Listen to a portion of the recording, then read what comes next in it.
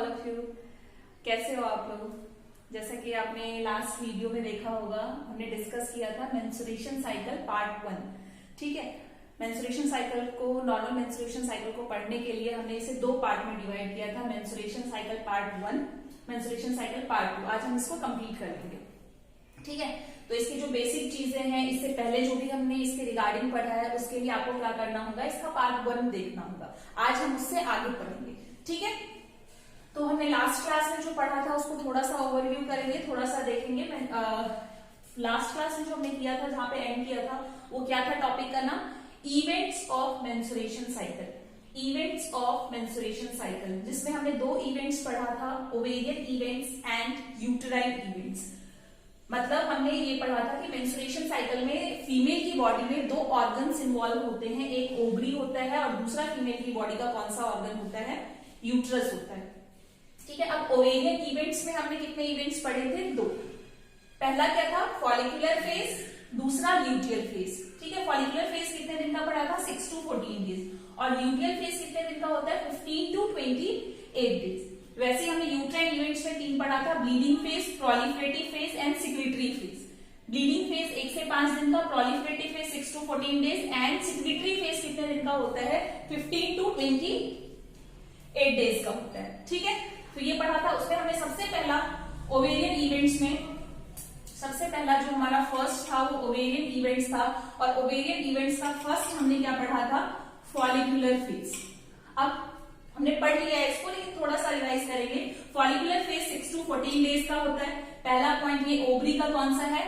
मतलब अगर ओवरी में हम मेंस्ट्रुएशन साइकिल के फेज को देखें तो हमने दो फेज में डिवाइड किया है। तो एक तो स्टार्टिंग के 14 दिन का होता है, एक 14 दिन के बाद जो 28 दिन तक होता है वो फेज है। फॉलिकुलर फेज में 6 to 14 डेज में मैंने क्या बोला था, जब फीमेल प्यूबर्टी आती है, प्यूबर्टी के टाइम पे उसके हाइपोथैलेमस से उसका हाइपोथैलेमस स्टिमुलेट होता है और वो क्या सिक्रीट करता है? GnRH। प्लीज आप लोग इसको नोट डाउन करते रहना, क्योंकि इसके बाद हम हार्मोनल साइकिल पढ़ेंगे, हार्मोन्स के बारे में पढ़ेंगे। वो आपको तभी समझ में आएगा जब आप इसको समझेंगे। पहले हम इसका बेसिक थोड़ा थोड़ा देखेंगे, उसके बाद हम हार्मोन्स के बारे में पढ़ेंगे, क्योंकि मेंस्ट्रुएशन साइकिल से सबसे ज्यादा जो इंपॉर्टेंट है वो क्या है? हार्मोन्स के बारे में है। ठीक है, हार्मोन्स से क्वेश्चंस बहुत ज्यादा आते हैं, तो अगर आपने उसको समझ लिया तो आप इसके सारे क्वेश्चंस कर सकते हैं।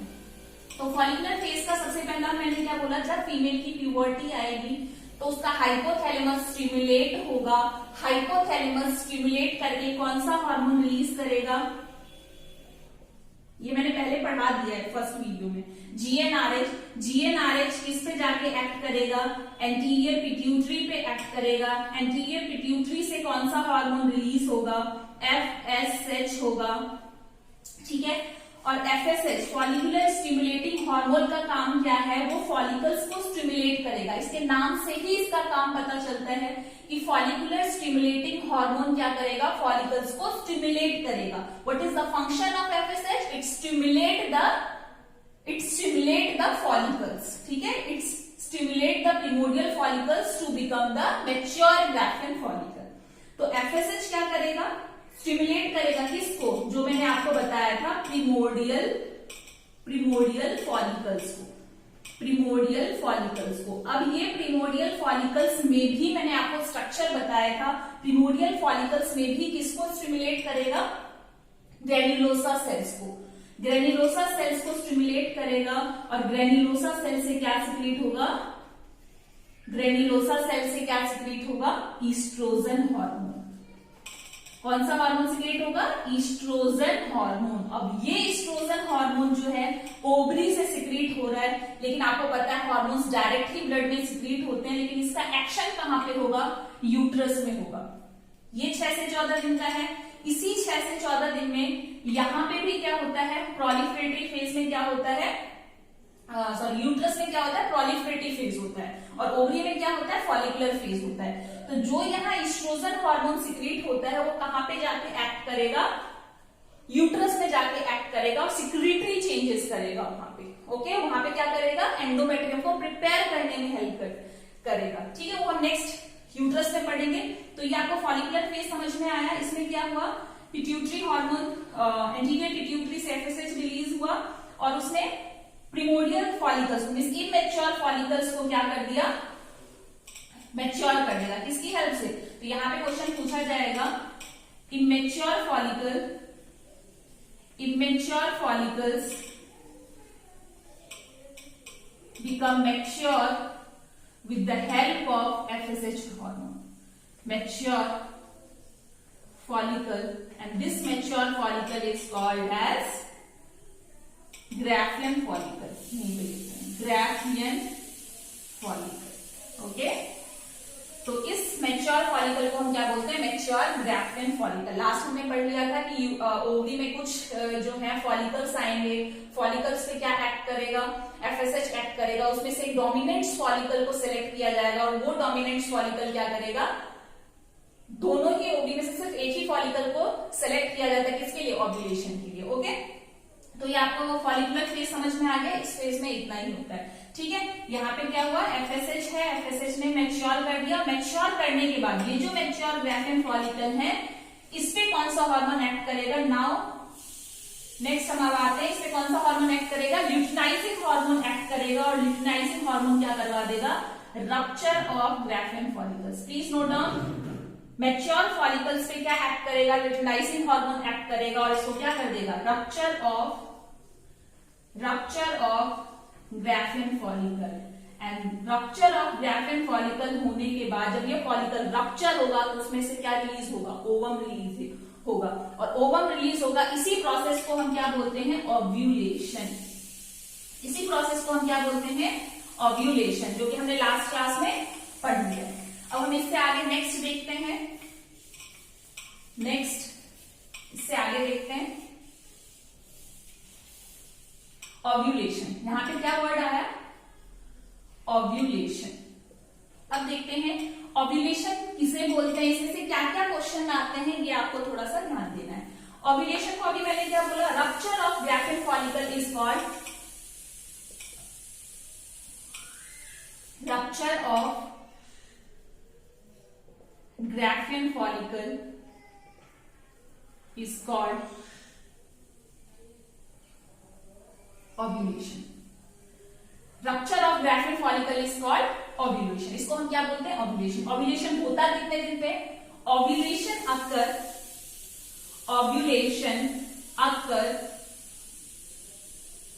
14 days before the next menstruation cycle.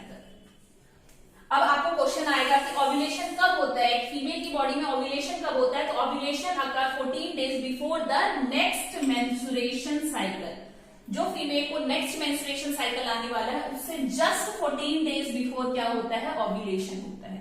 ठीक है, जैसे हम एग्जांपल लेते हैं, अगर फीमेल को नॉर्मल मेंस्ट्रुएशन साइकिल है, फर्स्ट एग्जांपल हमने क्या लिया? फीमेल को नॉर्मल मेंस्ट्रुएशन साइकिल है, वो कितने दिन का होता है? 28 दिन का होता है। तो इस फीमेल को ओव्यूलेशन कितने दिन पे होगा?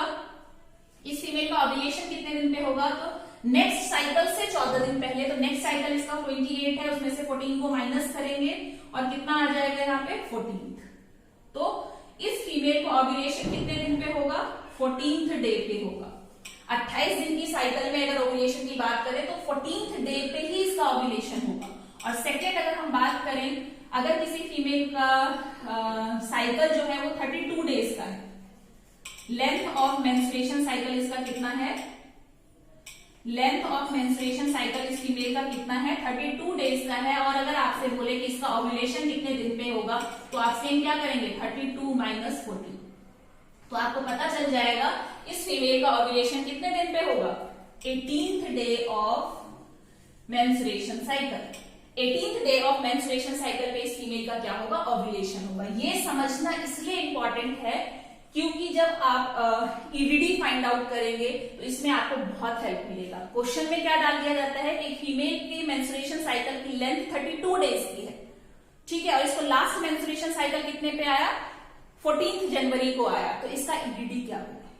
समझ में आ रहा है? उसको भी हम बाद में डिस्कस करेंगे, बट इसीलिए अभी बेसिक चीज जो है वो आपको समझना है। तो ओव्यूलेशन समझ में आ गया। ओव्यूलेशन अगर 14 days before the next menstruation cycle या 14 days prior the next menstruation cycle. और ओव्यूलेशन कहते हैं किसको है? Rupture of the mature Graafian follicle. Rupture of the Graafian follicle is called ovulation. ठीक है, नेक्स्ट इसके साइन पढ़ते हैं। इसके साइन से क्वेश्चन आता है, इसका साइंस क्या होता है ओव्यूलेशन का। तो फर्स्ट साइन इसका क्या है, फर्स्ट साइन अगर हम बात करें कि ओव्यूलेशन का sign, not menstruation cycle, ovulation का साइन क्या होता है, तो ओव्यूलेशन का साइन क्या होगा, spinnbarkeit, spinnbarkeit, this is the first sign जो कि सब फीमेल में देखने को मिलता है। अब स्पिना बार्केट क्या है, स्पिना बार्केट क्या है, तो it is the thin and stretchable mucus, thin and stretchable mucus, thin and stretchable mucus secreted from the thin and stretchable mucus secreted from the vagina। ठीक है, प्लीज नोट डाउन करना कि ओव्यूलेशन के टाइम पे female की body में जो science दिखेगा वो क्या होगा, स्पिना बार्केट होगा। साइन एंड सिम्टम्स अगर आपसे पूछे तो ये क्या होता है, thin and stretchable mucus, it stretch into the long hands of 10 centimetre, अगर अपने हाथ से स्ट्रेच करें तो 10 सेंटीमीटर तक स्ट्रेच हो सकता है। This is called the spinnbarkeit sign, thin and stretchable mucus secreted from the vagina. Second symptoms, sign and symptoms की बात करें तो सेकंड सिम्टम्स क्या होता है, ओव्यूलेशन के सेकंड साइन एंड सिम्टम्स की बात करें, कोई बीमारी तो है, नॉर्मल फिनोमिना है, तो इसमें साइंस क्या होता है, तो सेकंड वन इज मिटल स्मर्च। ये रेयर है, हर फीमेल में देखने को नहीं मिलता, किसी किसी फीमेल में देखने को मिलता है, उसको हम क्या बोलते हैं, मिटल स्मर्च sign, and this mittelschmerz is called ovulation pain, ovulation pain. Female को इस टाइम पे क्या होगा, पेन फील होगा। ठीक है, ओव्यूलेशन के टाइम पे अगर फीमेल को पेन फील होता है तो इसको हम क्या बोलते हैं, मिटल स्मर्च sign. Mittelschmerz sign is called as ovulation pain, क्योंकि जिस टाइम पे आपको पता होगा, मैंने ओव्यूलेशन बोला रप्चर ऑफ ग्राफिन फॉलिकल, जब ग्राफिन फॉलिकल रप्चर होते हैं तो वहां पे क्या होता है, ब्लीडिंग होता है, वो हमारी peritoneal cavity means pouch of Douglas, pouch of Douglas में जब ब्लड जाता है तो उसको क्या करता है, इरिटेट करता है, और इरिटेट करने की वजह से वहां पे पेन होता है, और इस पेन को हम क्या बोलते हैं, ओव्यूलेशन पेन, मिटल स्मर्च पेन, या फिर हम इसको बोल सकते हैं mid cycle pain, mid cycle pain, और it is a rare condition. पहले ही मैंने बोल दिया हर फीमेल में नहीं होगा, अभी कुछ फीमेल बोलेंगे नहीं ये तो होता ही नहीं, मैंने पहले ही बोला हर फीमेल को नहीं होता, किसी किसी फीमेल को होता है, और वो क्या है, मिटल स्मर्च। और ये क्वेश्चन भी आ चुका है, प्लीज इसको नोट डाउन करना है, इस वर्ड को याद रखना है। ठीक है, समझ में आ गया। नेक्स्ट क्या है, नेक्स्ट क्या है, अब टेम्परेचर भी क्वेश्चन, तीसरा क्वेश्चन इंपॉर्टेंट किससे आता है, टेम्परेचर से। ओव्यूलेशन के टाइम पे फीमेल की बॉडी में टेम्परेचर पे क्या इफेक्ट पड़ेगा, बॉडी के टेम्परेचर में क्या इफेक्ट होगा, तो आपको 2 पॉइंट बस याद रखना है कि ओव्यूलेशन के मेंस्ट्रुएशन साइकिल के टाइम पे जो फॉर्मेशन वाला प्रोसेस है उसमें टेम्परेचर राइज होगा, और जो डिस्ट्रक्शन वाला प्रोसेस है वहां पे टेम्परेचर क्या होगा, डाउन होगा। मींस मेंस्ट्रुएशन साइकिल के टाइम पे एंडोमेट्रियम रप्चर होता है, टेम्परेचर डाउन होगा। ओव्यूलेशन के टाइम पे क्या होता है, ग्राफिन फॉलिकल रप्चर होता है, तो यहाँ पे भी टेम्परेचर डाउन होगा। और फॉर्मेटिव प्रोसेस हम किसको बोलेंगे, फॉर्मेटिव प्रोसेस हम किसको बोलेंगे, जिसमें फॉर्मेशन होता है, मींस जब एंडोमेट्रियम बन रहा है, मींस टूटने के बाद कॉर्पस ल्यूटियम बन रहा है, यहाँ पे क्या हो रहा है, फॉर्मेशन हो रहा है, formation of corpus luteum, formation of the endometrial cell, तो इस टाइम पे टेम्परेचर बॉडी का, फीमेल की बॉडी में क्या होगा, रेज होगा। तो टेम्परेचर मैंने आपको डिस्ट्रक्टिव समझा दिया है, आपको इसको नोट डाउन करना है। दूसरा मैंने फॉर्मेटिव प्रोसेस समझा दिया है, फॉर्मेशन। तो डिस्ट्रक्टिव फॉर्मेशन में हमेशा टेम्परेचर क्या होगा, डिक्रीज होगा, और फॉर्मेशन प्रोसेस में टेम्परेचर क्या होगा, इंक्रीज होगा। ऐसा नहीं है कि फीमेल को बुखार ही आ जाएगा, इतना ज्यादा होगा, बिल्कुल नहीं, बहुत ही लाइट। और ये भी क्वेश्चन पूछ सकता है कि टेम्परेचर कितना इंक्रीज होगा और कितना डिक्रीज होगा, तो ये आपको याद रखना है 0.5 to 1 डिग्री फ़ारेनहाइट, और इसी को सेल्सियस में पूछ लिया तो 0.1 to 0.5 डिग्री सेल्सियस। सिर्फ इतना ही डिफरेंस आता है डिस्ट्रक्टिव और फॉर्मेटिव प्रोसेस में, ये मैंने आपको समझा दिया। ठीक है, जहां पे भी आपको डाउट लगे प्लीज वीडियो को वहीं पे रोक के आप इसको क्या कर सकते हैं, दोबारा से सुन सकते हैं। ठीक है, नेक्स्ट आगे बढ़ते हैं।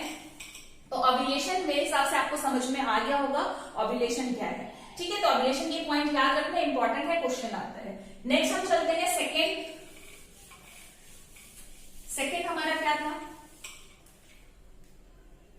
ओवेरियन इवेंट्स हम पढ़ रहे थे। ओवेरियन इवेंट्स का फर्स्ट हमने डिस्कस कर लिया फॉलिक्यूलर फेज। कौन सा पढ़ा हमने, फॉलिक्यूलर फेज। अभी हम नेक्स्ट सेकेंड पढ़ेंगे जिसे हम क्या बोलते हैं, ल्यूटियल फेज। ल्यूटियल फेज, अब ल्यूटियल फेज कितने दिन का होता है, 15 से 28 दिन का।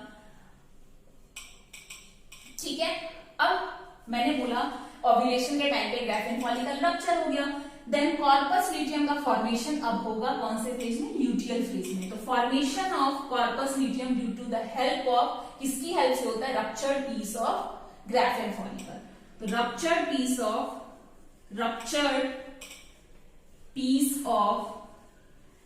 Graafian follicle, ruptured piece of Graafian follicle help in the formation of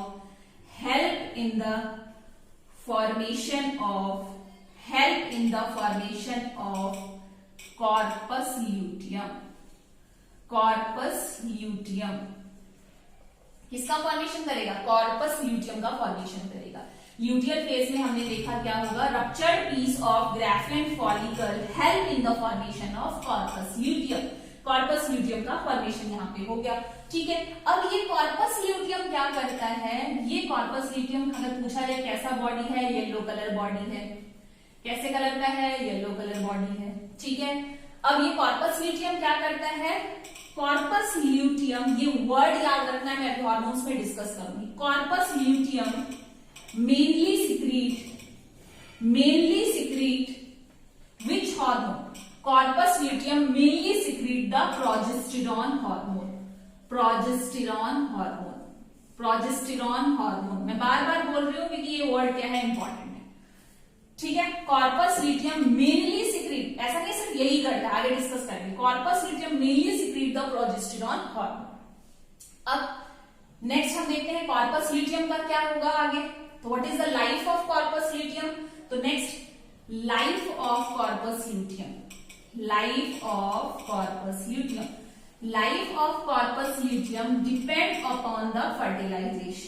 depend upon the fertilization। ठीक है, मैंने क्या बोला, कॉर्पस ल्यूटियम का फॉर्मेशन हो गया, ruptured piece of Graafian follicles, जो रप्चर्ड पीस थे उसको भी ओवरी ने वेस्ट नहीं होने दिया, उससे किसका फॉर्मेशन कर लिया, कॉर्पस ल्यूटियम का फॉर्मेशन कर लिया। अब ये कॉर्पस ल्यूटियम मेनली कौन सा हार्मोन सिक्रीट कर रहा है, प्रोजेस्टेरॉन। एस्ट्रोजन भी करता है लेकिन थोड़े से कम अमाउंट में, ठीक है, लो अमाउंट में करता है। अब इस कॉर्पस ल्यूटियम का आगे क्या होगा, what is the life of corpus luteum, तो corpus luteum life depend upon the fertilisation. किस पे डिपेंड करेगा, फर्टिलाइजेशन। या तो दो ही कंडीशन फीमेल की बॉडी में हो सकता है, या तो फर्टिलाइजेशन होगा या नहीं होगा, या तो ओवम क्या होगा, ओवम फर्टिलाइज्ड, या फिर दूसरा कंडीशन क्या होगा, ओवम नॉट फर्टिलाइज्ड। ठीक है, दो ही कंडीशन होगा, ओवम फर्टिलाइज्ड होगा, ओवम नॉट फर्टिलाइज्ड। अब आगे देखते हैं, इसके लाइफ को देखते हैं, लाइफ ऑफ कॉर्पस ल्यूटियम क्या है, ओवम फर्टिलाइज्ड। अगर यहाँ पे ovum fertilised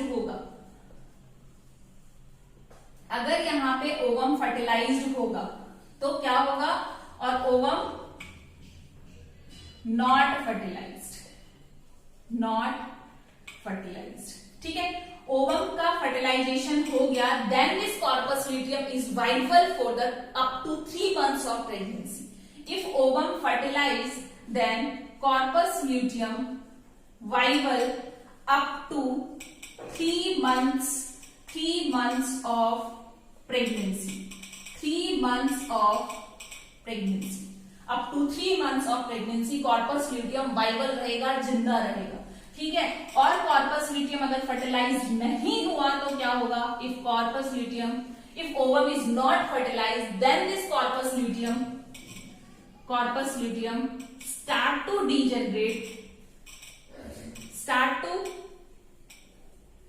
degenerate at 22nd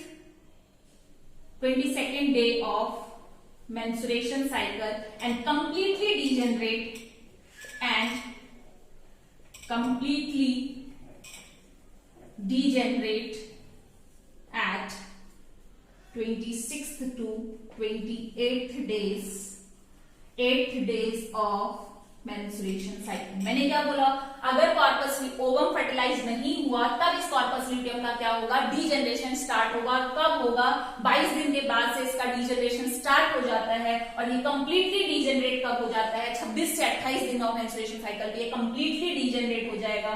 और उस टाइम पे इस कॉर्पस ल्यूटियम को क्या बोलेंगे, इस टाइम पे इस कॉर्पस ल्यूटियम को हम क्या बोलते हैं, corpus luteum albicans, corpus luteum albicans, या फिर इसको हम क्या बोल सकते हैं, कॉर्पस ल्यूटियम मेंसुरालिस,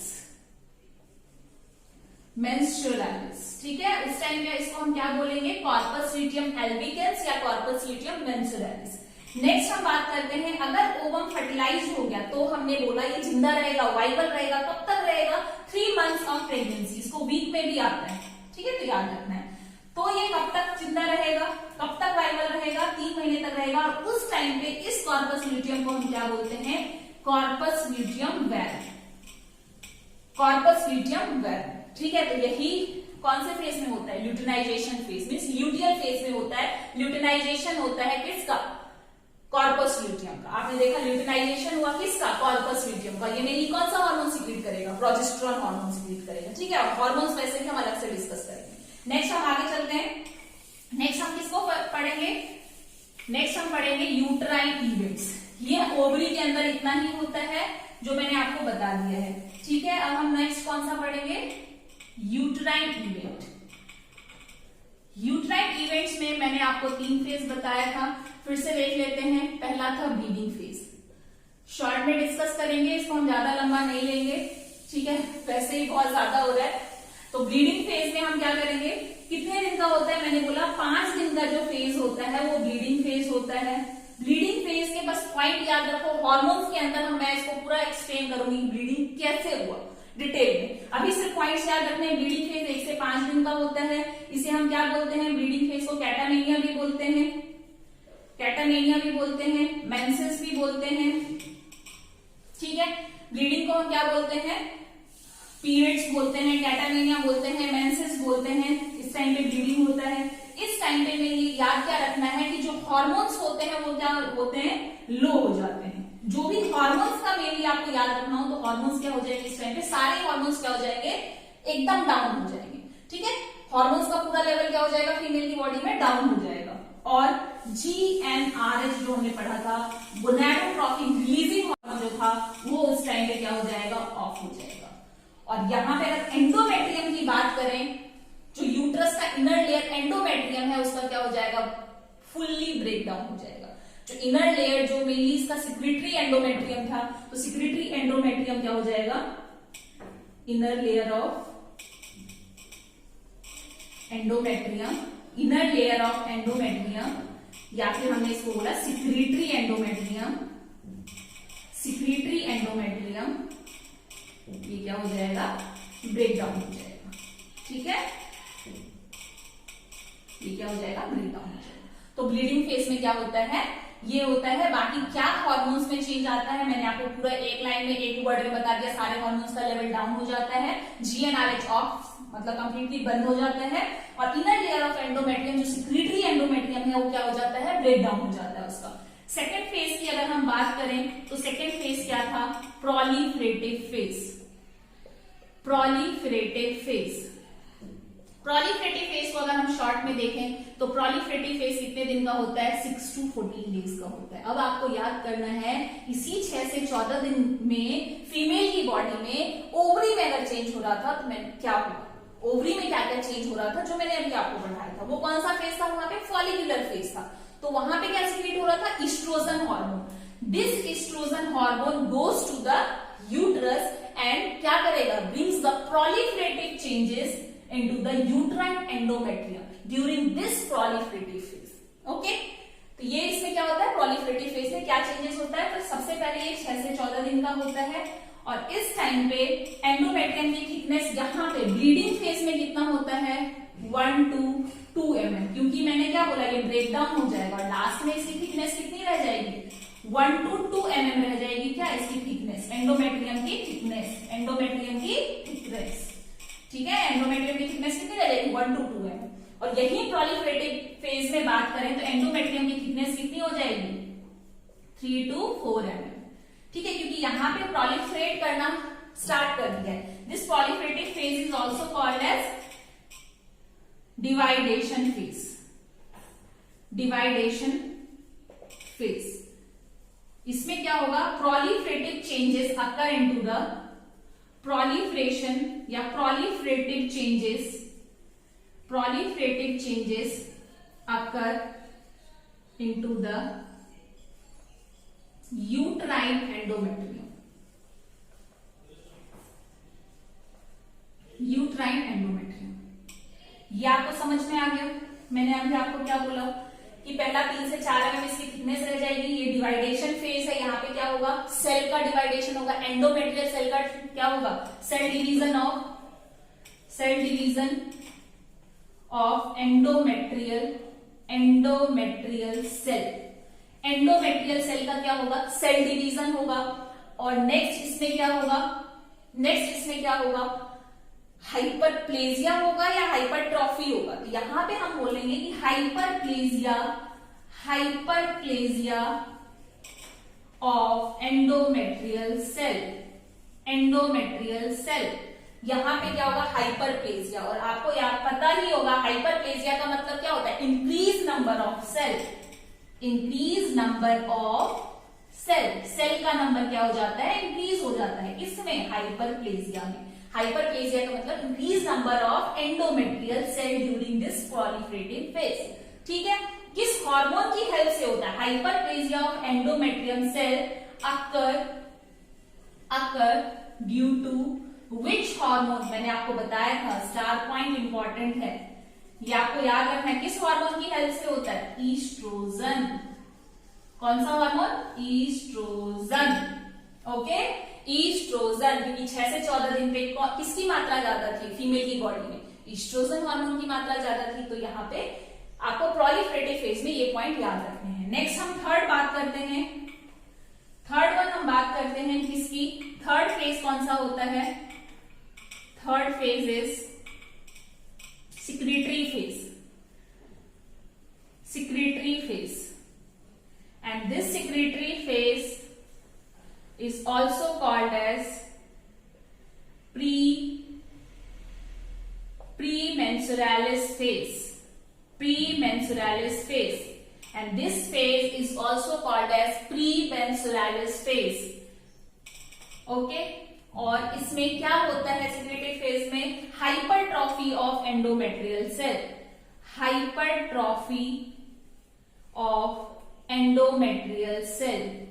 जो इनर मोस्ट लेयर है, जिसको innermost layer of endometrium को मैंने क्या बोला था, उसमें सिक्रेटरी चेंजेस होगा। अगर यहाँ पे हम डायग्राम्स देखें, यहाँ पे हम यूट्रस का डायग्राम देखें, ये यूट्रस है और ये इसका एंडोमेट्रियम का इनर लेयर, जिसे मैं बार बार क्या बोल रही हूँ, सिक्रीटरी एंडोमेट्रियम। यहां से ही क्या होता है, सिक्रीशन होता है, किसका, सिक्रीटरी एंडोमेट्रियम क्या है, फंक्शनल एंडोमेट्रियम है, जो रप्चर हो जाता है। मेंस्ट्रुएशन साइकिल के टाइम पे क्या होगा, यही रप्चर होगा और फिर दोबारा से अपने आप को क्या कर लेगा, दोबारा से रीजनरेट करेगा, दोबारा से अपने आप को बना लेगा। इसलिए हम इसको क्या बोल रहे हैं, सिक्रीटरी एंडोमेट्रियम, क्योंकि ये एंडोमेट्रियम सिक्रीट हो जाता है मेंस्ट्रुअल ब्लड के थ्रू और दोबारा से अपने आप को रीजनरेट कर लेता है। समझ में आ रहा है। तो ये क्या है, सिक्रीटरी एंडोमेट्रियम। सिक्रीटरी एंडोमेट्रियम, यहाँ पे इस सेल की क्या होगी, हाइपरट्रॉफी होगी। ये सारे क्या होंगे, हाइपरट्रॉफी होंगे। And hypertrophy of endometrial cell occur due to which hormone, this is most important. यहाँ पे फीमेल की बॉडी में किसकी मात्रा ज्यादा है, प्रोजेस्टेरॉन हार्मोन की, प्रोजेस्टेरॉन हार्मोन। तो यहाँ पे किसकी वजह से ज्यादा होगा, hypertrophy of endometrial cell. Cell का जो साइज है वो इंक्रीज होगा due to the progesterone hormone, ठीक है, due to the progesterone hormone. और इस फेज को हम क्या बोलते हैं, pre menstrual phase of menstruation cycle. और ये आपको मैंने बताया था, ये कितने दिन का होता है, 15 से लेकर 28 दिन का होता है। और इस 15 से 28 दिन में सिक्रेटरी फेज में प्रोजेस्टेरॉन हार्मोन की हेल्प से सिक्रेटरी टाइम पे इसकी थिकनेस कितनी हो जाएगी, यहाँ पे 4 mm तो हो गई थी, यहाँ पे 5 to 6 mm तक जो है इसकी थिकनेस इंक्रीज हो जाएगी, किसकी, एंडोमेट्रियम की। ठीक है, this is called as the secretory phase of endometrium. Secretory phase, preparatory phase भी हम बोल सकते हैं। यहाँ पे एंडोमेट्रियम अपने आप को प्रिपेयर कर रहा है नेक्स्ट मेंस्ट्रुएशन साइकिल के लिए, या फिर फर्टिलाइजेशन हो जाएगा तो किसके लिए, इम्प्लांटेशन के लिए करेगा। Okay, hypertrophy of endometrial cell due to the progesterone hormone. 50 to 28 days का साइकिल है और 5 से 6 mm इसकी लास्ट में इसकी थिकनेस हो जाती है।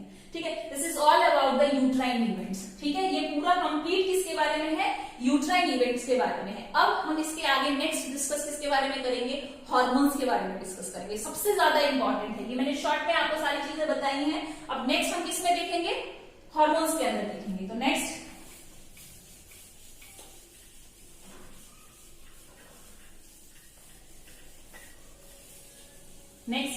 हार्मोन्स। और हार्मोन्स ऐसे नहीं है कि मैं आपको पॉइंट्स बता दूं और आप उसको रट लो, कोई फायदा नहीं होगा। मैं चाहे तो पूरे पॉइंट्स लिख दूंगी, ईस्ट्रोजन ये करता है, प्रोजेस्टेरॉन ये करता है, लेकिन वो आपके एग्जाम में हेल्प नहीं होगा क्योंकि आप उसको रटोगे, भूल जाओगे। ठीक है, क्वेश्चन का स्टैंडर्ड अब बढ़ गया है। क्वेश्चन अब कैसे पूछा जाता है कि यस, नेगेटिव फीडबैक होगा, पॉजिटिव फीडबैक होगा, कब होगा, हार्मोन लो होगा, फीमेल की बॉडी में हाई होगा, वो सारी चीजें तब समझ में आएंगी जब आप हार्मोन्स को अच्छे से समझेंगे कि एक्चुअल फेज में ये काम क्या करता है। समझ में आ रहा है? ये आप तभी क्लियर कर पाओगे जब आप इसके फंक्शन के साथ साथ, इवेंट्स के साथ साथ, फेज के साथ साथ हार्मोन्स को देखोगे। ठीक है, हार्मोन्स को देखने का मतलब है लाइव तो कैसे दिखाएं। ठीक है, लाइव कहने का मतलब है आप इसको समझेंगे हर फेज में हार्मोन्स कैसे काम करते हैं। स्टार्टिंग से बात करते हैं हम, पूरे मेंस्ट्रुएशन साइकिल 28 दिन को यहाँ पे 2 फेज में 14 दिन और 14 दिन के फेज में डिवाइड करेंगे। और इस 14 दिन के फेज में क्या बताया था मैंने, क्या होता है, ओवरी के अंदर और यूट्रस के अंदर। ओवरी के अंदर कौन सा फेज था, फॉलिकुलर फेज था, कितने दिन का, 6 से 14 दिन का। और यहाँ पे क्या था, प्रोलिफरेटिव फेज था। हाँ या नहीं था, याद आ रहा है नहीं आ रहा है? ये क्वेश्चन डायरेक्ट नहीं पूछा जाता, घुमा के ऐसे पूछा जाता है वही चीज, लेकिन क्वेश्चन को थोड़ा टर्न कर दिया जाता है। 28 दिन के फेज में उन्होंने 2 फेज में बांट दिया, 14 दिन 14 दिन। स्टार्टिंग के 14 दिन में ओवरी और यूट्रस के अंदर कौन सा फेज होता है, follicular phase and proliferative phase. 14 दिन बाद ओवरी और यूट्रस में फिर कौन सा फेज होता है, 15 दिन से लेकर 28 दिन तक का जो फेज था, यहाँ हम 1 से 14 लिख देते हैं और यहाँ 15 से 28 लिख देते हैं। ये भी 14 दिन का ही है, लेकिन ये भी 14 दिन का ही है। ठीक है, तो यहाँ पे ओवरी के अंदर क्या था, ल्यूटियल फेज था। और यहाँ पे यूट्रस के अंदर कौन सा फेज था, यूट्रस के अंदर कौन सा फेज था, सिक्रीटरी फेज। ठीक है, कौन सा फेज था, सिक्रीटरी फेज था। अब इसी को हम पूरे में डिस्कस करेंगे। ठीक है, ओवरी 14 दिन की बात करें, स्टार्टिंग से 14 दिन की बात, तो मैंने कहा जब एक फीमेल की प्यूबर्टी आई, तो उसका हाइपोथैलेमस स्टिमुलेट हुआ। और अगर हाइपोथैलेमस साथ साथ प्लीज नोट करते रहना, नहीं तो फिर आपको कुछ समझ में नहीं आएगा। अगर आपने नोट डाउन नहीं किया, लिखा नहीं, तो फिर हार्मोन्स में घूमते रह जाओगे। प्लीज इसको नोट डाउन करना और एक पेज में आपको पूरा समझ में आ जाएगा, फ्लो चार्ट में बताऊंगी। ठीक है, हाइपोथैलेमस, सबसे पहले फीमेल की प्यूबर्टी आई। ठीक है, और प्यूबर्टी आते ही फीमेल को क्या हुआ, हाइपोथैलेमस स्टिमुलेट हुआ। और हाइपोथैलेमस के स्टिमुलेट होते ही क्या रिलीज हुआ, कौन सा हार्मोन, अभी बताया था मैंने, GnRH, gonadotropin releasing hormone secrete हुआ। और ये कहां पे जाएगा, act on this hormone, act on कौन सा, pituitary, anterior pituitary gland. Anterior pituitary पे एक्ट किया, एक्ट ऑन एंटीरियर पिट्यूटरी। और एंटीरियर पिट्यूटरी ने क्या सिक्रीट कर दिया, FSH हार्मोन को सिक्रीट कर दिया। FSH ने किस पे एक्ट किया, FSH act on anterior pituitary secrete और release FSH follicular stimulating hormone. Follicular stimulating hormone act on follicular stimulating hormone act on primordial follicles, and primordial follicles में भी स्पेशली किस पे करेगा, granulosa cell, and this granulosa cell secrete which hormone? Estrogen. कौन सा hormone secrete करेगा? Estrogen. कौन सा हार्मोन सिक्रीट करेगा? Estrogen. Means FSH help in the secretion of estrogen. अगर क्वेश्चन यहाँ पे आ जाए which hormone help in the, hormone बोला मैंने, which hormone help in the secretion of estrogen, तो हम कह सकते हैं FSH hormone help in the secretion of estrogen. Estrogen hormone secrete होगा। ईस्ट्रोजन हार्मोन कहां से सिक्रीट होता है? ओवरी से। ओवरी में भी कहां से होता है? यहीं पे क्वेश्चन बन गया नेक्स्ट। मैंने क्वेश्चन क्या पूछा? ईस्ट्रोजन हार्मोन कहां से सिक्रीट होता है? ओवरी से। ओवरी के अंदर क्वेश्चन आ गया, ग्रेन्युलोसा सेल से सिक्रीट होगा, थीका सेल से सिक्रीट होगा, या कहां से? इंटरनल से होगा, एक्सटर्नल से होगा, प्राइमरी साइड से होगा, कहां से होगा? तो ओवरी के अंदर ये ग्रेन्युलोसा सेल से सिक्रीट होता है। ठीक है, अब आगे चलते हैं। ये ईस्ट्रोजन हार्मोन क्या होगा? यहीं पे हमने बात की ओवरी के अंदर क्या होगा, ओवरी के अंदर क्या होगा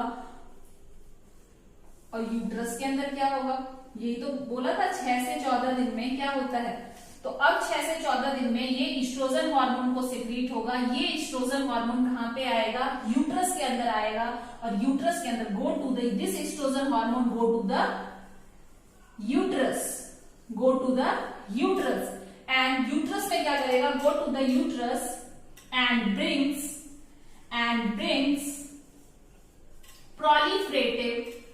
proliferative changes into the uterine endometrium।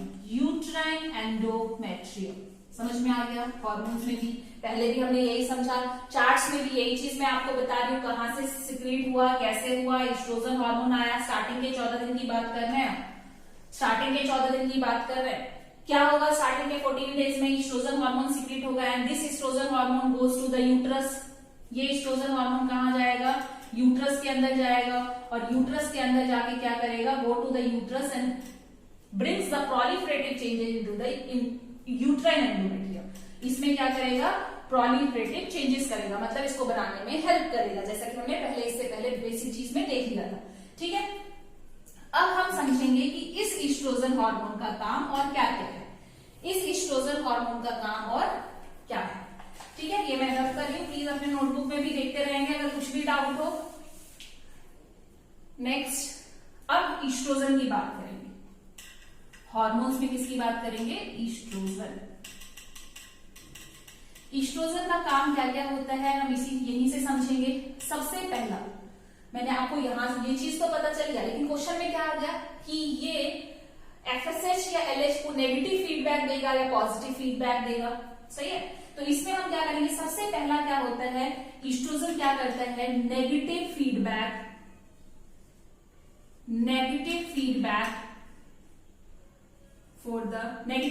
To the FSH। अब मैंने यहीं पे बोला ईस्ट्रोजन हार्मोन क्या कर रहा था? यूट्रस में जा रहा था, यूट्रस के एंडोमेट्रियम को प्रिपेयर करने में proliferative changes कर रहा था। ठीक है, और दूसरा ईस्ट्रोजन क्या कर रहा है?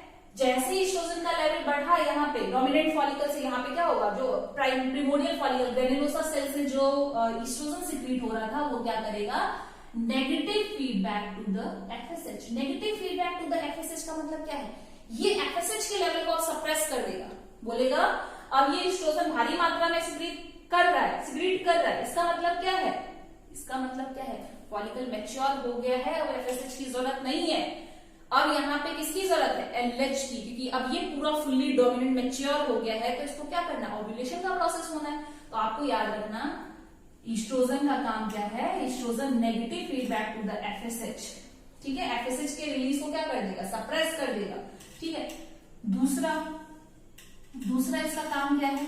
दिस ईस्ट्रोजन, जैसा कि मैंने अभी आपको बताया था, go to the uterus. Same यही चीज लिखेंगे, एक फंक्शन यही लिखेंगे।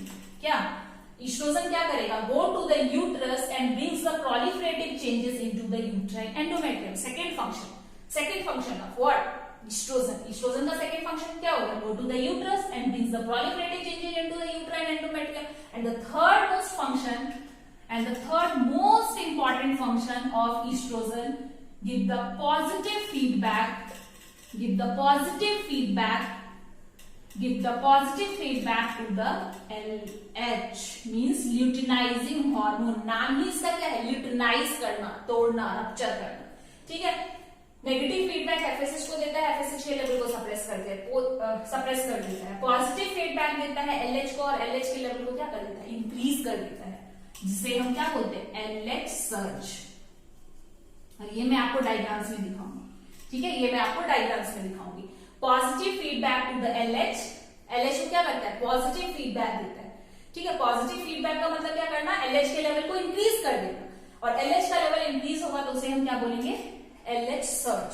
और एलएच सर्ज के होते ही, एलएच का लेवल बढ़ते ही ये क्या करवाता है, ओव्यूलेशन, ठीक है। एलएच सर्ज क्या करवाएगा, एलएच का लेवल बढ़ेगा तो ये क्या करवाएगा, ओव्यूलेशन करवाएगा, ठीक है। एलएच सर्ज होगा और इससे ही यहाँ पे क्या हो जाएगा, ओव्यूलेशन हो जाएगा। क्लियर है। एक चीज और याद रखना, estrogen negative feedback to the FSH कब देता है, ये हम किससे पहले की बात करें, before ovulation, before ovulation, okay. Give the negative feedback to the FSH and give positive feedback इसको देता है, एलएच को देता है। एलएच को देगा पॉजिटिव फीडबैक तो एलएच का लेवल क्या होगा, बढ़ेगा, और एलएच का लेवल बढ़ेगा उसे LH surge start to increase, LH का लेवल इंक्रीज हुआ तो उसकी वजह से क्या हुआ, यहाँ पे ओव्यूलेशन हुआ, ठीक है।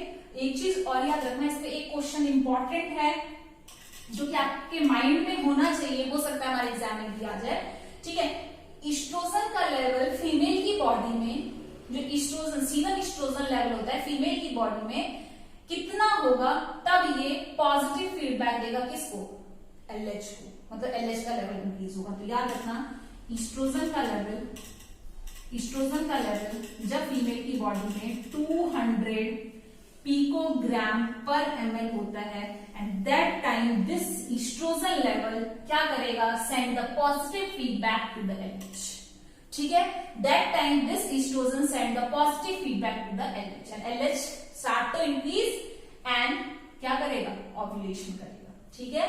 तो ईस्ट्रोजन का लेवल फीमेल की बॉडी में कितना होता है, तब पॉजिटिव फीडबैक होता है एलएच को, एलएच का लेवल बढ़ता है तो जब उसका लेवल पीक पे होगा, कितना, 200 पिकोग्राम पर ml। तो ये क्वेश्चन आ सकता है, इंपॉर्टेंट है, तो प्लीज इसको याद रखना है। कितना समझ में आ गया। अभी मैंने क्या बताया, ईस्ट्रोजन का काम, ईस्ट्रोजन के 3 फंक्शन है। पहला फंक्शन ये नेगेटिव फीडबैक देता है किसको, एफएसएच को, बिफोर ओव्यूलेशन। सेकेंड फंक्शन इसका most important, very important function of estrogen क्या है, go to the uterus and bring the proliferative changes into the uterine endometrium, ठीक है, into the uterine endometrium। And third most important function of estrogen is positive feedback to the LH surge occur and LH surge increase level of LH क्या करवाएगा, ovulation करवाएगा, okay. यहाँ तक की चीजें समझ में आ गई। और इससे आगे देखते हैं, मैं इसको हटा रही हूँ, इससे आगे देखते हैं। इससे आगे हमने क्या पढ़ा था, ओव्यूलेशन किसको बोलते हैं ये मैंने आपको बता दिया, ठीक है। जैसा कि अगर मैं यहाँ पे दिखाऊं आपको, तो ये 14 डेज है, ये 28 डेज है, और ये स्टार्टिंग का 0 डेज, मतलब फर्स्ट डे से स्टार्ट हुआ है, ठीक है, फर्स्ट डे है। तो जो हाफ साइड हमने डिवाइड किया है, तो यहाँ ओवरी है, यहाँ यूट्रस है, यहाँ पे क्या हुआ, फॉलिकुलर फेज हुआ, यहाँ पे क्या हुआ, इसके अंदर प्रोलिफरेटिव हुआ, यहाँ पे क्या हुआ, ल्यूटियल हुआ, और यहाँ पे क्या हुआ, सिक्रीटरी हुआ, यहाँ पे क्या हुआ, सिक्रीटरी। तो हमने ये फेज डिवाइड कर लिया। अब हमने बोला फॉलिकुलर फेज, प्रोलिफरेटिव फेज हमने डिस्कस कर लिया। 14 दिन का काम हमें पता चल गया कि हार्मोन का रोल हमें पता चल गया क्या होगा, यहाँ तक ओव्यूलेशन हो गया, ठीक है। Ovulation occur with the help of, question पूछा जाएगा, ovulation occur with the help of which hormone, ovulation occur with the help of luteinizing hormone, luteinizing hormone. And ovulation किसकी वजह से हुआ, ल्यूटिनाइजिंग हार्मोन ने क्या किया, ल्यूटिनाइजिंग हार्मोन ने क्या कर दिया, rupture of Graafian follicles, rupture of Graafian, rupture of Graafian follicle. Please ध्यान देना यहाँ पे कि ओव्यूलेशन ही मैंने किसको बोला था, rupture of Graafian follicle is called ovulation, clear है। Rupture of Graafian follicle is called ovulation. किस हार्मोन की हेल्प से हुआ, एलएच हार्मोन की हेल्प से हुआ। अब ruptured piece of graphic follicle से क्या बनेगा? Corpus luteum.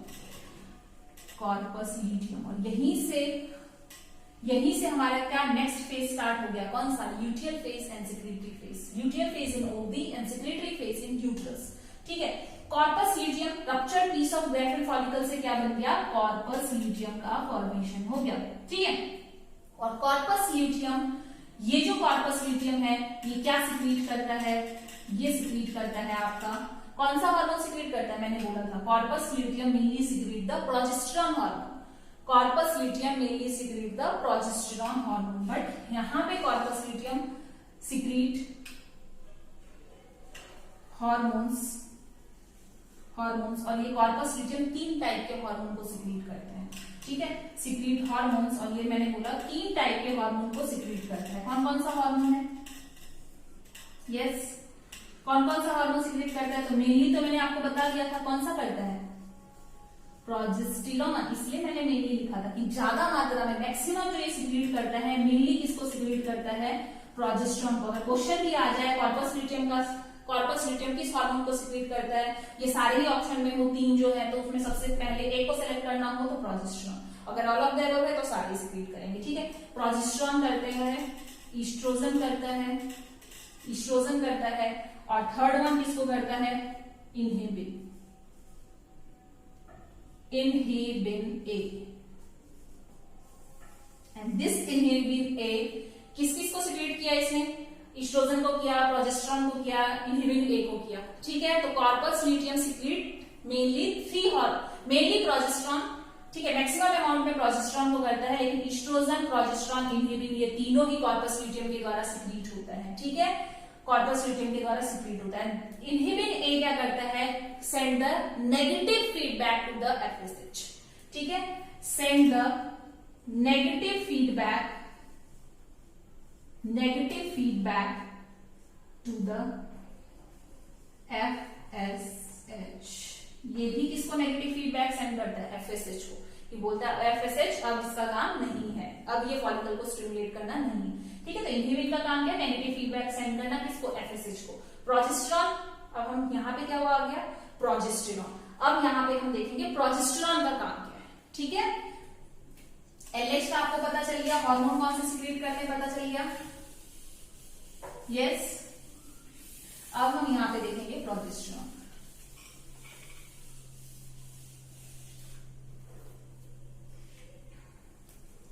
एलएच का काम एक बार और आप देखेंगे।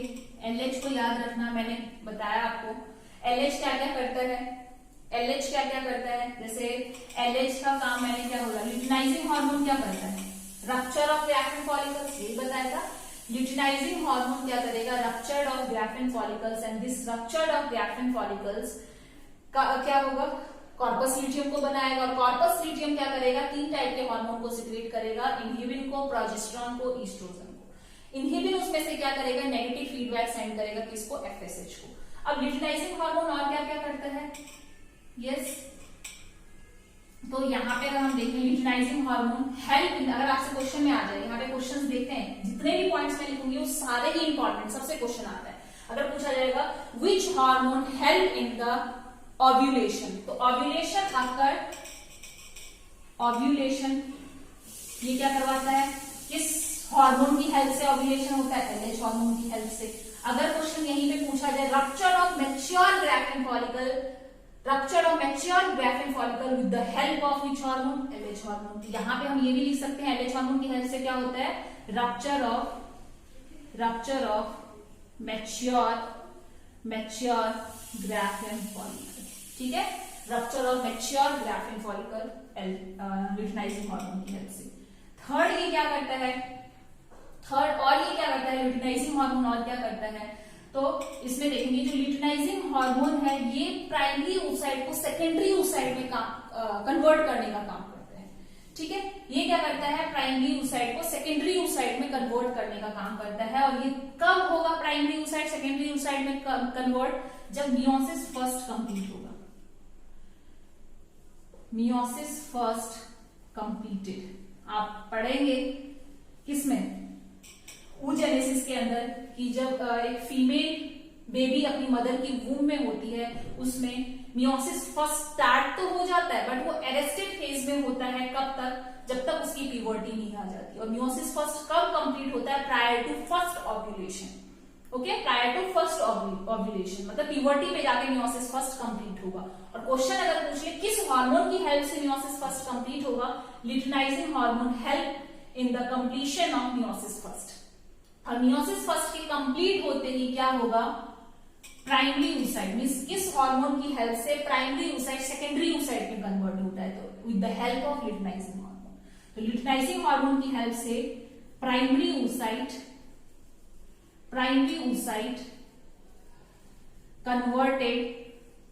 converted into secondary oocyte, secondary. और सेकेंडरी oocyte का मतलब ही क्या है, क्या हुआ, ओव्यूलेशन। क्या हुआ, सेकेंडरी oocyte मतलब ओव्यूलेशन हुआ, ओवम का ओवम रिलीज हुआ। सेकेंडरी oocyte कन्वर्ट होते ही क्या बनाएगा, ओवम को बनाएगा, जिसे हम ओव्यूलेशन बोलते हैं। तो किसी भी टाइप से ओव्यूलेशन को पूछा जा सकता है। और ये क्या करता है, मेंटेन कॉर्पस ल्यूटियम। ये क्या करता है, कॉर्पस ल्यूटियम को भी मेंटेन करता है। ठीक है, तो ल्यूटिनाइजिंग हार्मोन का फंक्शन समझ में आ गया। यस, अब थोड़ा सा ल्यूटिनाइजिंग हार्मोन को और डिटेल में देखते हैं। ल्यूटिनाइजिंग हार्मोन को थोड़ा सा और डिटेल में देखते हैं। ल्यूटिनाइजिंग हार्मोन मेनली किस किस पे काम करता है, कैसे करता है, वैसे आपको एक लाइन में मैंने ग्राफ में सारी चीजें बता दी। सबसे ज्यादा इंपॉर्टेंट फंक्शन जो है वही है जो मैंने आपको बताया है। दूसरा, एलएच हार्मोन किस पे काम करता है, act on granulosa cell, act on granulosa cell and secrete which hormone, progesterone hormone. और ये प्रोजेस्टेरॉन हार्मोन क्या होता है, ये प्रोजेस्टेरॉन हार्मोन जो है बहुत ही लो अमाउंट में सिक्रीट होता है। ठीक है, और जब ये लो अमाउंट में यहाँ पे प्रोजेस्टेरॉन सिक्रीट कर रहा है, ये क्या करेगा, positive feedback to the FSH and LH. Send the positive feedback to the FSH and LH. यहीं से क्वेश्चन पूछा जाता है। अब एम्स में जो क्वेश्चन आता है वो किस बेस पे आता है, ये नहीं पूछा जाएगा कि ओव्यूलेशन किसकी हेल्प से होगा, ल्यूटिनाइजिंग, ये सबको पता है। LH बहुत इजी क्वेश्चन है, ये कभी कभार ऐसे क्वेश्चन आते हैं। नहीं तो अब डीप क्वेश्चन क्या आते हैं कि यहाँ पे जब लो amount of progesterone hormone secrete होता है तो ये क्या मैसेज सेंड करता है, ये मैसेज सेंड करता है positive feedback to the FSH and LH। मतलब, और ये भी कब होगा, बिफोर ओव्यूलेशन होगा, आफ्टर ओव्यूलेशन होगा। प्लीज ये आप कमेंट करके बताएंगे। ठीक है, प्लीज ये आप कमेंट करके बताएंगे कि क्या होगा। ठीक है, ये आपका होमवर्क है। Positive feedback to the FSH and LH। यहाँ पे तक चीजें समझ में आ गई। नेक्स्ट हम बात करते हैं कि पहला मैंने बोला ये ग्रेन्युलोसा सेल पे एक्ट करता है, और ग्रेन्युलोसा सेल फर्स्ट वीडियो में मैं आपको बता चुकी हूँ कि वो क्या होता है। Next, LH hormone act on theca cell also, ये भी हम बता चुके हैं थीका सेल क्या होता है। थीका सेल में भी ये मेनली किस पे काम करता है, theca interna. LH act on theca interna, theca cell में भी थीका इंटरना पे एक्ट करेगा एंड क्या सिक्रीट करेगा, यहाँ पे सिक्रीट एंड्रोजन। अब दिमाग घूम गया होगा आपका, ये एंड्रोजन कहां से आ गया, ये एंड्रोजन कहां से आ गया। यस, जब ये थीका सेल पे LH hormone, luteinizing hormone act करता है तो ये क्या सिक्रीट करता है, एंड्रोजन हार्मोन को सिक्रीट करता है। और एंड्रोजन हार्मोन को सिक्रीट करने के बाद ये एंड्रोजन हार्मोन कहां पे जाता है, this androgen hormone goes to the granulosa cell.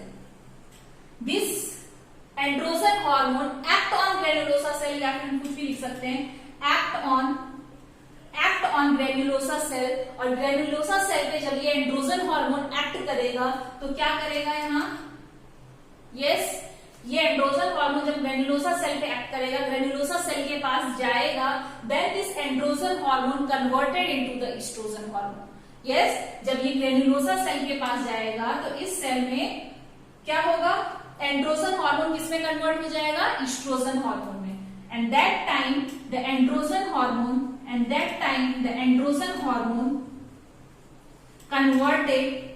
converted into the estrogen hormone, तब ये किसमें कन्वर्ट हो जाएगा, एस्ट्रोजन हार्मोन में। व्हेन पहले मैंने क्या बोला, एलएच किस पे एक्ट करेगा, थीका सेल पे एक्ट करेगा, और फिर क्या सिक्रेट करेगा, एंड्रोजन हार्मोन को सिक्रेट करेगा। ये एंड्रोजन हार्मोन कहां पे जाएगा, ग्रेन्युलोसा सेल के पास जाएगा, और ग्रेन्युलोसा सेल में क्या होगा, androgen hormone converted into the estrogen hormone. और यहाँ से बहुत अच्छा क्वेश्चन बन सकता है, क्वेश्चन आ सकता है, और वो क्वेश्चन क्या है कि एंड्रोजन हार्मोन एस्ट्रोजन हार्मोन में कन्वर्ट हो रहा है with the help of which enzyme. तो प्लीज नोट डाउन करना, स्टार मार्क करना, aromatase enzyme, aromatase enzyme. Androgen hormone converted into the estrogen hormone with the help of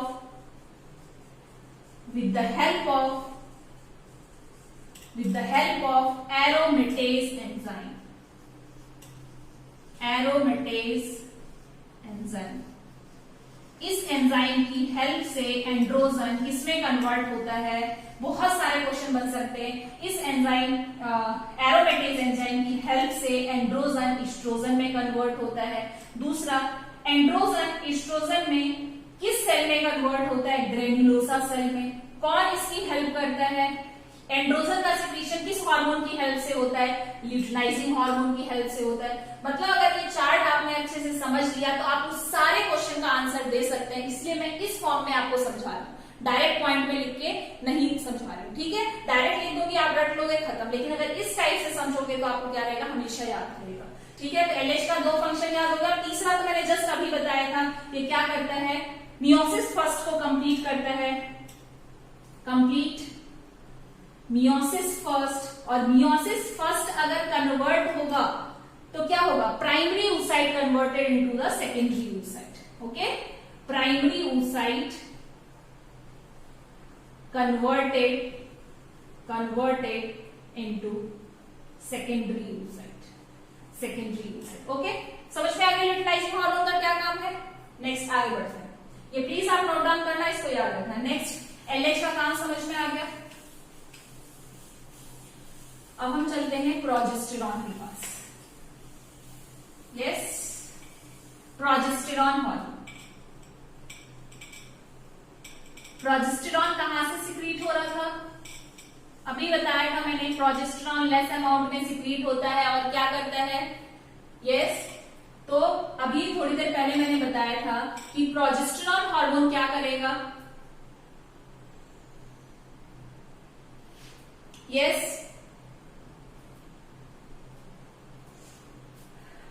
अभी मैंने आपको बताया था प्रोजेस्टेरॉन क्या, जब आपने एलएच पढ़ा तो एलएच में क्या देखा, वो किस ग्रेन्युलोसा सेल पे एक्ट करता है। ग्रेन्युलोसा सेल पे जब एक्ट करेगा तो क्या सिक्रीट करेगा, प्रोजेस्टेरॉन। और प्रोजेस्टेरॉन बहुत ही लेस अमाउंट में करता है बिफोर ओव्यूलेशन, और क्या, positive feedback to the FSH and LH. तो मैं यहाँ पे लिख सकती हूँ पहला कि ये क्या करेगा, पॉजिटिव फीडबैक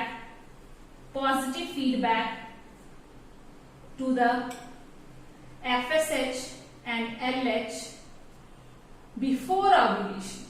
कब होगा, बिफोर ओव्यूलेशन।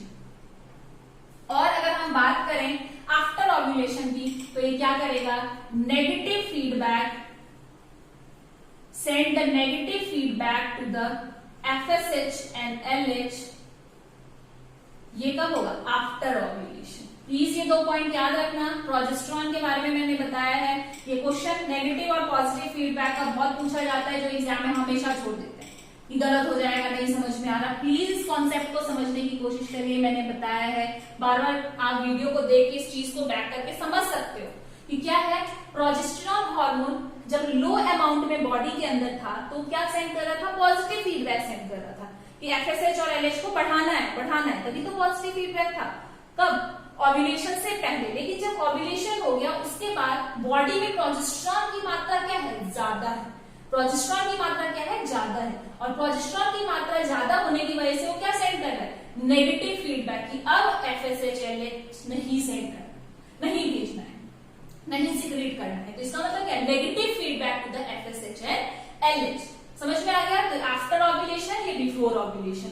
अब प्रोजेस्टेरॉन का क्या काम है, आगे प्रोजेस्टेरॉन क्या करता है, और प्रोजेस्टेरॉन कहां से सिक्रीट होता है, ये भी मैंने आपको बताया था। Progesterone mainly secreted from mainly secreted from corpus luteum. Mainly किससे सिक्रीट होता है? कॉर्पस ल्यूटियम से सिक्रीट होता है। यस, मेनली किससे सिक्रीट हुआ? कॉर्पस ल्यूटियम से सिक्रीट हुआ। और दो हार्मोन और होते हैं, लेकिन सबसे ज्यादा क्या होता है? प्रोजेस्टेरॉन होता है। ठीक है, सबसे ज्यादा क्या होता है? प्रोजेस्टेरॉन होता है। अब मैंने बोला कब की बात कर रहे हैं? आफ्टर ओव्यूलेशन की बात कर रहे हैं। आफ्टर ओव्यूलेशन क्या होगा? Mainly secreted from corpus luteum. Corpus luteum से क्या सिक्रीट हुआ? Mainly secreted from corpus luteum. और ये आफ्टर ओव्यूलेशन क्या करेगा? Negative feedback to FSH and LH. और वहां पे ज्यादा क्या रहता है? एलएच रहता है। तो यहाँ पे क्या हो जाएगा? Negative feedback to the FSH and LH. तो ओव्यूलेशन के बाद प्रोजेस्टेरॉन का लेवल ब्लड में हाई रहता है, तब ये क्या करेगा? Negative feedback to the FSH and LH. Please आप इसको याद रखना। तो एलएच का लेवल क्या हो जाएगा? डिक्रीज। नेगेटिव फीडबैक का मतलब क्या है? अब इसका लेवल डाउन हो जाना चाहिए। अब इसका लेवल क्या हो जाएगा?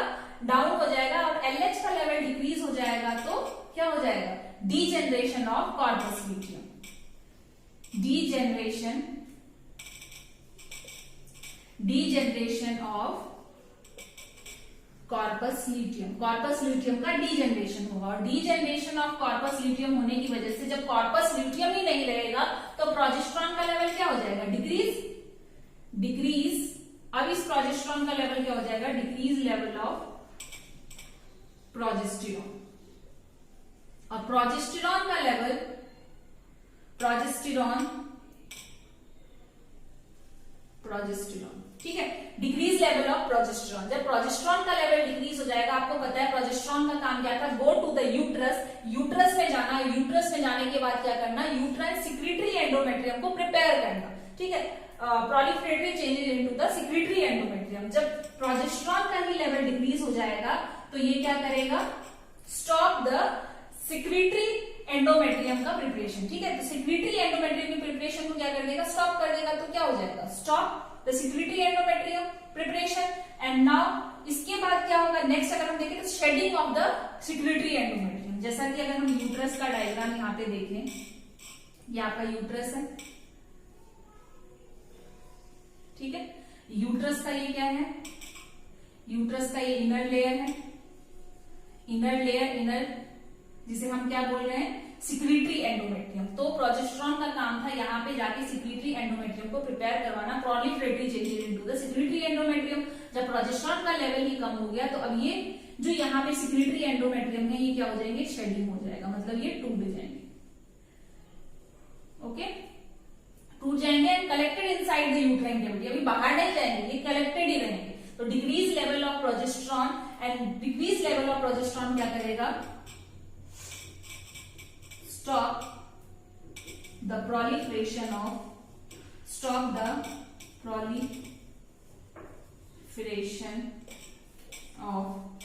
secretory endometrium। ठीक है, stop the proliferation of secretory endometrium. Secretory endometrium के प्रोलिफरेशन को, इसके बनने के प्रोसेस को क्या कर देगा? स्टॉप कर देगा। अब इसके स्टॉप होते ही क्या हो जाएगा? Shedding of the inner layer of endometrium.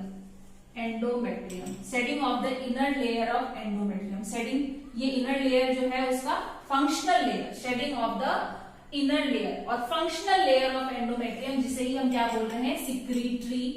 Secretory endometrium. जिसे हम क्या बोल रहे हैं? Secretory endometrium. सिक्रीटरी एंडोमेट्रियम क्या हो जाएगा? शेडिंग हो जाएगा, टूटने लग जाएगा। एंड टूटने के बाद क्या होगा? This secretory endometrium collected blood collected inside the uterine cavity. और जो ये प्रोडक्ट है, this product collected inside the uterine cavity. और ये एक्सपेल आउट कब होगा? आपको पता है ये एक्सपेल आउट कब होगा? ये एक्सपेल आउट तब होगा जब यूट्रस में क्या होगा? कॉन्ट्रैक्शन। जब यूट्रस में क्या होगा? कॉन्ट्रैक्शन होगा, तब ये एक्सपेल आउट होगा। तो यूट्रस में कॉन्ट्रैक्शन किसकी हेल्प से होगा?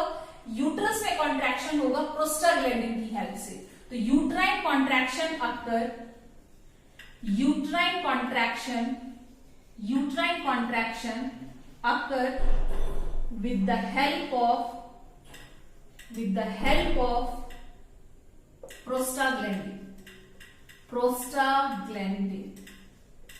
यहां पे यूट्रस में कॉन्ट्रैक्शन ऑक्सीटोसिन की वजह से नहीं होता है, यहां पे यूट्रस में कॉन्ट्रैक्शन किसकी वजह से होता है? प्रोस्टाग्लैंडिन की वजह से होता है। और ये प्रोस्टाग्लैंडिन कौन सा होता है?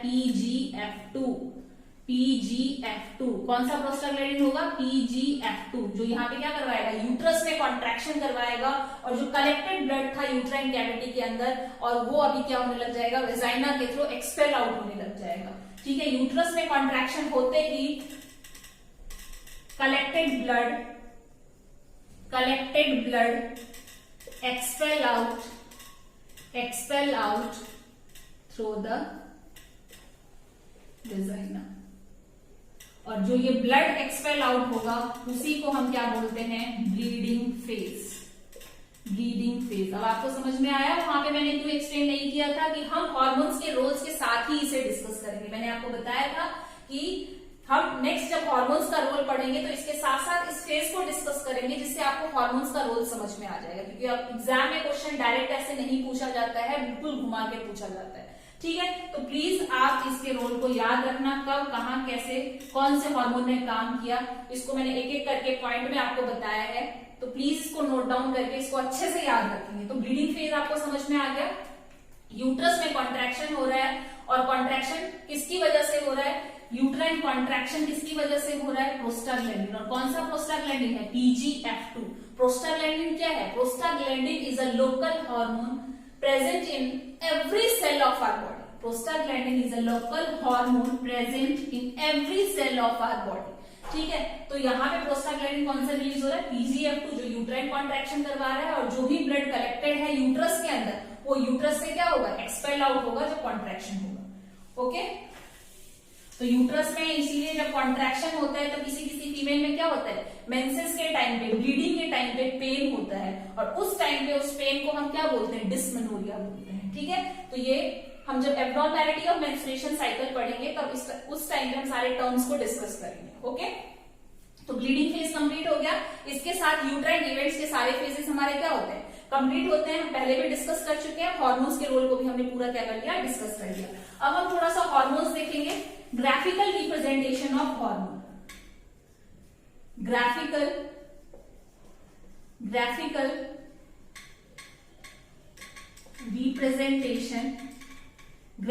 Representation of hormone.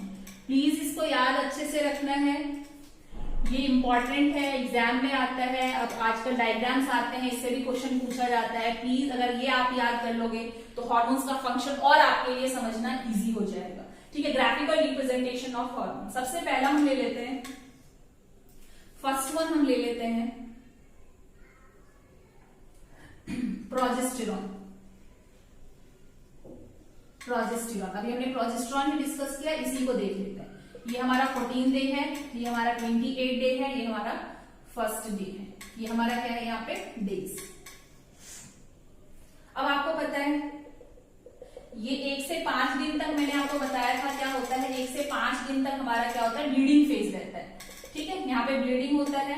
और 6 to 14 डेज पे यहाँ पे क्या होता है? ओवरी के अंदर क्या होता है? फॉलिकुलर फेज होता है। और यूट्रस के अंदर कौन सा फेज होता है? आपका प्रोलिफरेटिव फेज होता है।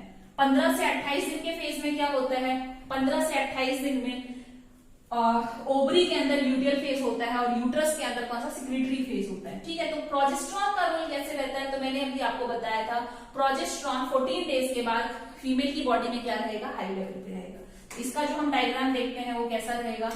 बिफोर ओव्यूलेशन ये कैसा रहेगा? कांस्टेंट रहेगा।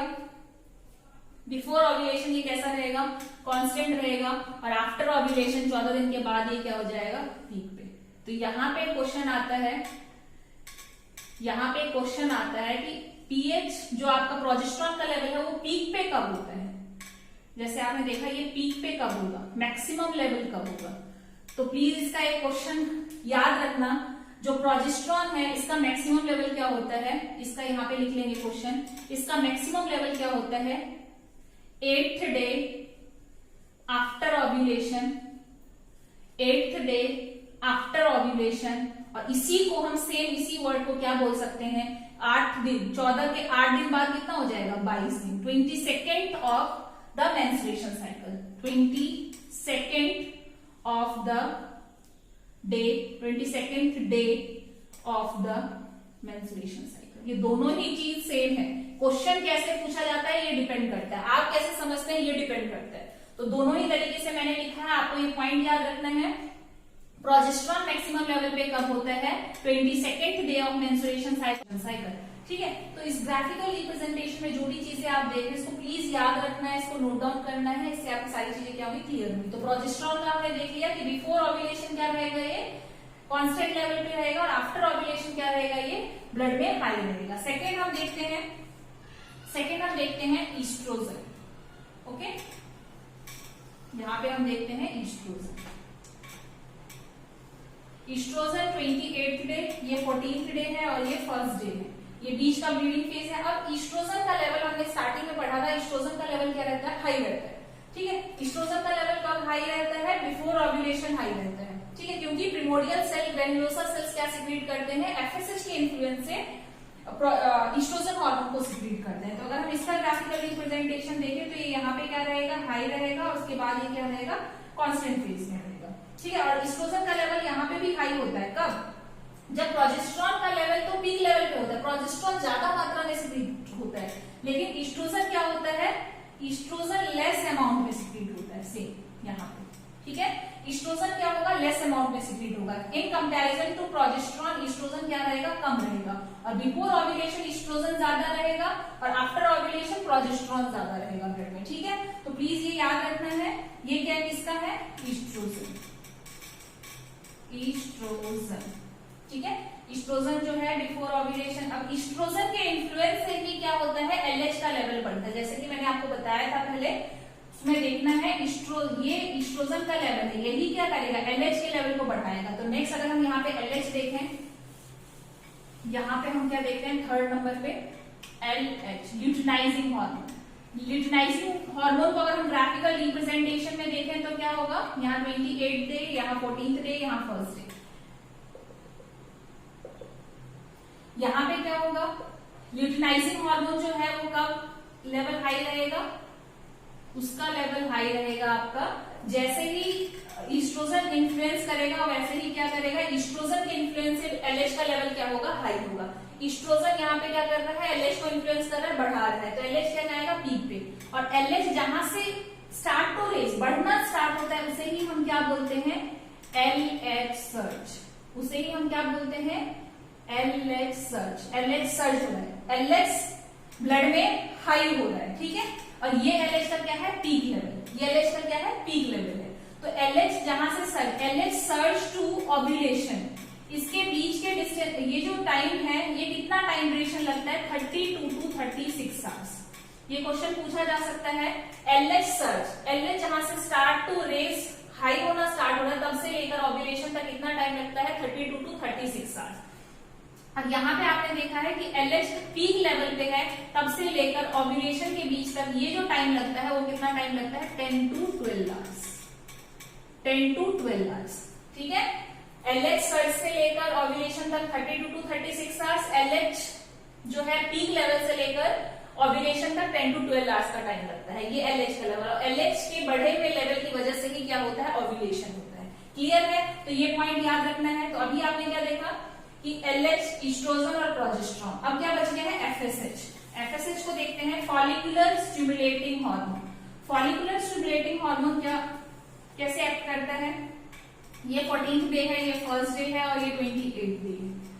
तो आपको पता है ये क्या है, ब्लीडिंग फेज है, ये ओव्यूलेशन 14th डे पे हो रहा है, और ये 28th डे है। तो स्टार्टिंग में यहाँ पे क्या होगा, एफएसएच फॉलिकुलर स्टिमुलेटिंग हार्मोन है, फॉलिकल्स को स्टिमुलेट करने के लिए एफएसएच क्या होगा, ब्लड में बढ़ेगा। तो यहाँ पे एफएसएच का लेवल इस टाइप से, ठीक है। तो एफएसएच है, एलएच है और ईस्ट्रोजन है, तीनों ही ओव्यूलेशन से पहले क्या होते हैं, बढ़े हुए होते हैं। एक प्रोजेस्टेरॉन ही ऐसा हार्मोन है जो कि क्या होता है, आफ्टर ओव्यूलेशन ब्लड में हाई रहता है। ठीक है, तो ये चीज ग्राफिकल रिप्रेजेंटेशन आपको याद रखना है। ये किसका है? Follicular stimulating hormone. मैंने अभी क्या बोला है? जो एफएसएच हार्मोन है, एलएच हार्मोन है और ईस्ट्रोजन हार्मोन है, ये तीनों ही बिफोर ओव्यूलेशन क्या होते हैं? ब्लड में बढ़े हुए रहते हैं। ये देखो, ये भी बढ़ा हुआ है, ये भी बढ़ा हुआ है। इससे पहले हमने ईस्ट्रोजन देखा था, वो भी पीक लेवल पे था। कब? Before ovulation. और आफ्टर ओव्यूलेशन हमने देखा था कि प्रोजेस्टेरॉन एक ऐसा हार्मोन है जो आफ्टर ओव्यूलेशन प्रोजेस्टेरॉन का लेवल क्या होता है? हाई रहता है। ठीक है, तो ये चीज प्लीज आप याद रखना है। ग्राफिकल रिप्रेजेंटेशन ग्राफ्स एक साथ बनाने हैं और इसमें जो भी डाउट्स हैं आपके, वो आप हमारे टेलीग्राम चैनल है उस पे अपने डाउट्स डालने हैं। तो मुझे जैसे भी होगा, लिख के होगा, जैसे होगा, मैं आपके डाउट्स को क्लियर करूंगी। तो मेरे टेलीग्राम चैनल पे आप अपने डाउट्स को लिख के डालना है कि ये पॉइंट समझ में नहीं आएगा तो मैं उसमें आपको समझाने की कोशिश करूंगी, या फिर नेक्स्ट वीडियो में मैं उस पॉइंट को आपको क्लियर कर दूंगी। ठीक है, तो प्लीज लाइक करना है, इस पार्ट को शेयर करना है और सब्सक्राइब करना है। ठीक है, thank you so much for joining this class.